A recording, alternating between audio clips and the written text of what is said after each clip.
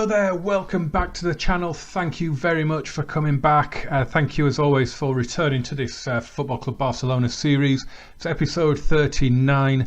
Now I said in the last video that I wasn't going to do an end of season review, but since I recorded the last couple of episodes, I've been thinking, and I thought it's quite a good way to take things at the minute. So we'll get on to what's going to happen shortly, but first of all, let's just have a look at what was a horrific season. So we did have some players inducted into the overall best 11. Mario Fernandes, Sergio Samper and Inigo Martinez all made it onto the bench, I believe. Sergio Samper actually made it onto the pitch into the first team. So yeah, that's always good. I mean, we're only 3 seasons in, so it doesn't really carry a lot of weight, that really. End of season awards, the player of the season was Luis Suarez. He won it by landslide, 76% of the vote. Leo Messi in second and Carlos Alenia in third. Goal of the season, Sergio Roberto. We'll have a look at that in a second. Ousmane Dembele won the Young Player of the Season. And the Team of the Season, good to see Marc Cucurella in there. Inigo Martinez got in there, despite not really being the first choice. Alenia was in there as well. Yeah, pretty happy with that. Cucurella, delighted that he got in there ahead of Lucas Digne. Right, let's have a look at this goal of the season then and see what happened. It was against Celta de Vigo. I think I know what it was. Let's just have a look. So it's out with Adri on the left. I think this was the 4-1 win, the brilliant 4-1 win. Sergio Roberto was superb. He scored 2 stunners in this game. That was definitely the better one. What a hit that was. Back to the inbox then and the season review. Barcelona had been expected to make much of the La Liga title running, but ultimately flattered to deceive, and qualification for continental competition will have done little to detract from the feeling they should really have performed better. Yep, you're not wrong. Los Culés suffered a disappointing campaign, finishing shy of their pre-season expectations, thanks largely to a slow start to the season.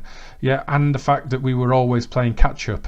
We just never, ever were ever in the title race, because we were always 3, 4, 5 games behind everyone else, and it was just too much in the end.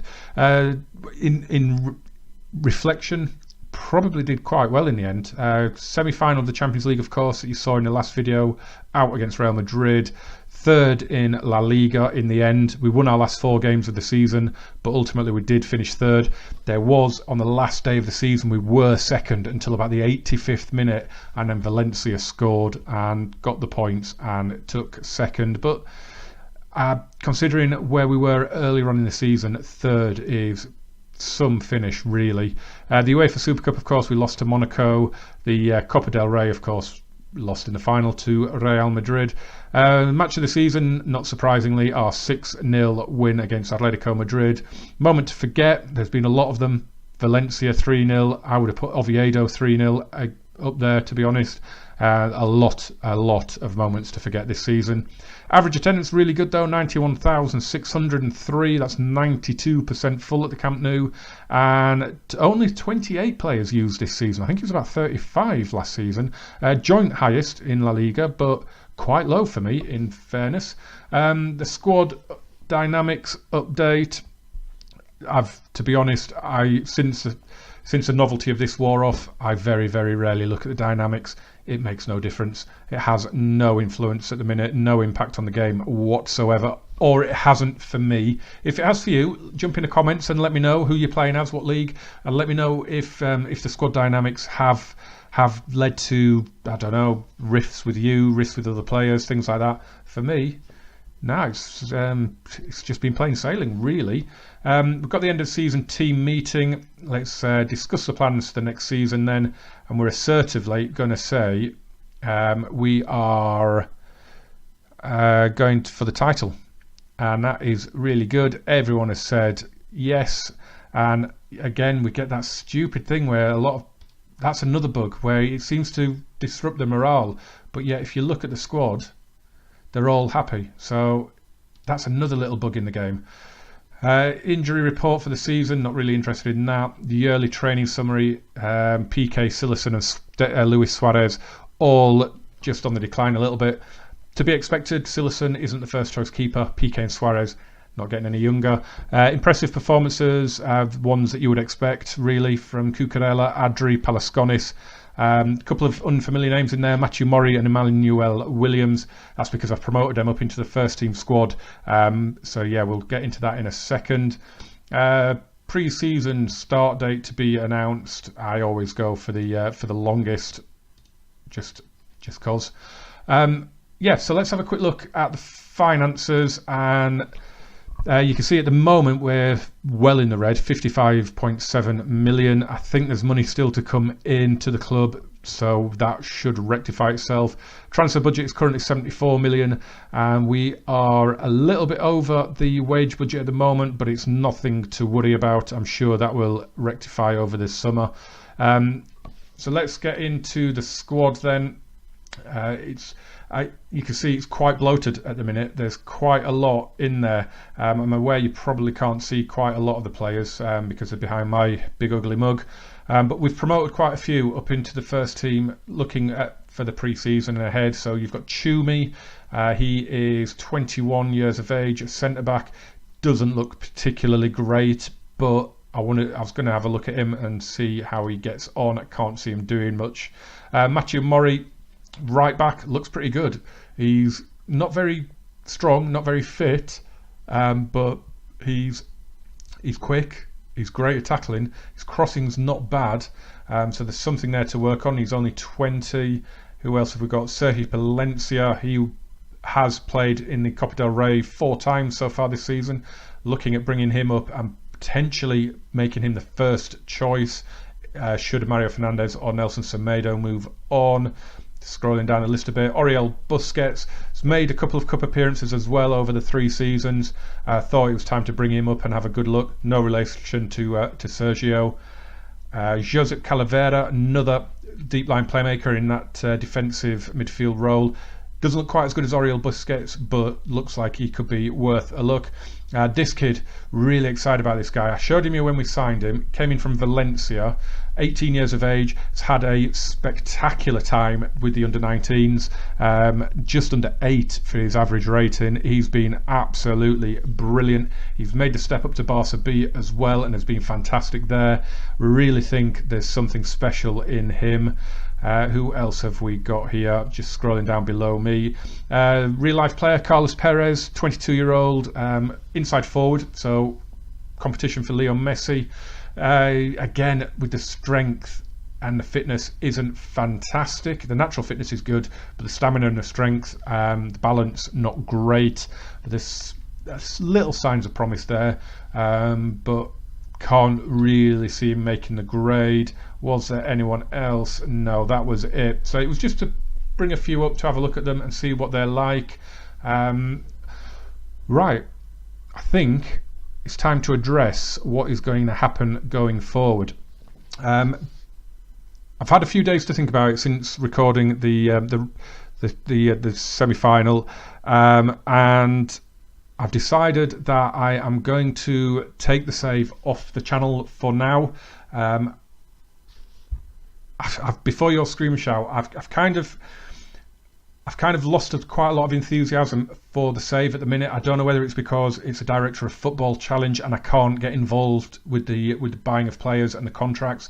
When I first started, I think back in episode 1, I think I said I only envisaged it being maybe 3 seasons because it was going to drive me insane, and it kind of has a little bit. And it may just be because we've had such a horrific season, and we've just come up against a wall that is Real Madrid at the end of the season, and everything's just fallen apart. I don't know whether it's that. Going back to the director of football thing, if we go in and have a look at the finances, this is something that I would be addressing if I could. But you can see yet again, our transfer revenue has gone back down to 35%. It keeps doing it. I went to the board, I said increase it. They said no. So I leaked it to the press that they wouldn't, and Bartomeu got his knickers in a twist, called me in. I fully expected to get sacked. I did my best to get sacked, to be honest, but we managed to come to an agreement that I have to get 11 points out of the first 5 games of next season to keep my job.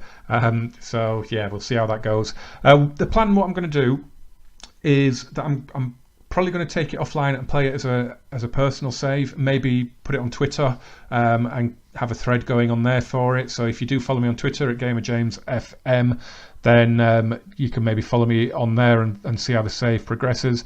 And basically the idea would be that I'd just do a season review at the end of every season. Possibly play Champions League final if we got to one, maybe something like that, perhaps, and maybe 2 or 3 seasons down the line, maybe bring it back. I'm not sure. We'll see how close we are to FM19. Basically, I want to see how some of these kids turn out. The likes of Abel Ruiz, Adri, Palaskonis, Emmanuel Williams, some of these kids that I've brought up as well. I just want to see if they do develop well and how they get on. So yeah, that's going to be the plan. I'm sorry if that's disappointed you. I know a lot of you are still enjoying the save.